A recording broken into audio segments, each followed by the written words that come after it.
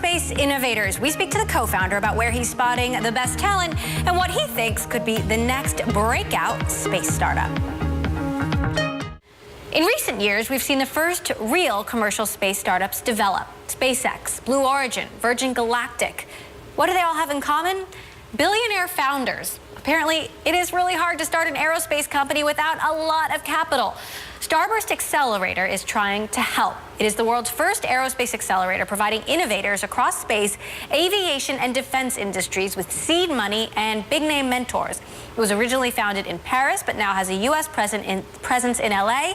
Co-founder Francois Chopard joins me now in the studio with more. So why did you start this accelerator? What kind of support do aerospace startups really need, aside from a lot of cash? Yeah, of course. So I'm an engineer by background. I started my career at Airbus. I had the opportunity to work for US Air Force research labs. So I'm passionate about aerospace. And then I've been doing consulting for these large corporations on innovations since the past 20 years. So, you know, you're in Paris, LA, Munich, Singapore. Why these places? Because first of all, we wanted to be global for our startups. Our startups, they need to be connected to all these large corporations to develop their business as fast as possible.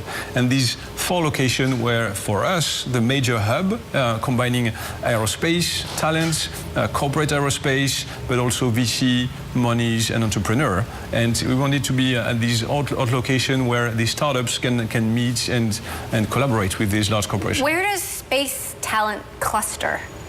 I mean, where do you find find these people, or are they coming to you?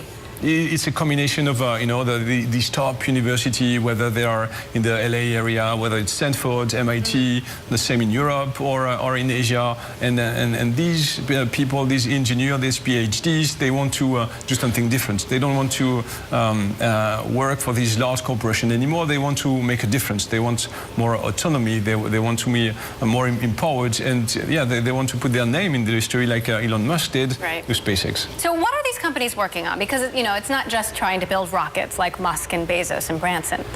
So yeah, it's a good point. There's so many different subjects, and there's so many startups working on different subjects.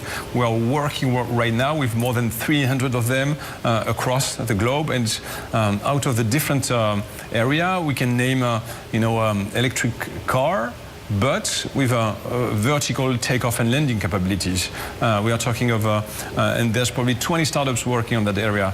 There's a lot of them who want to work on satellite constellation, whether it's to do more observations and new type of service or communications. And then inside the aircraft, there's a lot of things going on in the cabin, for example, with more connectivity.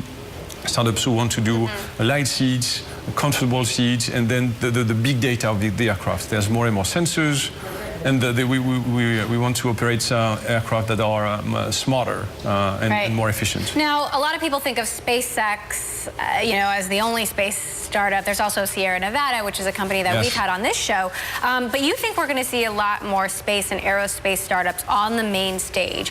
When and why? So definitely behind SpaceX, it's the tip of the iceberg, and by what he was able to demonstrate with a proper business model, some good valuations, he showed the way to many more of them. So now with that, there's more and more VC money who want to enter in that segment. There's more and more entrepreneurs who want to be successful and develop their own products. So behind that, yeah, there's 300 to 400 mature startups with strong technology, world-class product that are coming into the market. So maybe not all of them will succeed, but at least the landscape in 10 to 15 years will be completely different. And Elon is helping out. Right? Of course, by what he's doing, what he's done with Hyperloop and so many others. He announced that he wants to launch a flying car, electrical one. So yes, by showing the way, of course, he's helping a lot. All right, Francois Chopard, thank you so much. It's really interesting to hear what you guys are working on. Thank you so much for joining us, the Starburst Accelerator.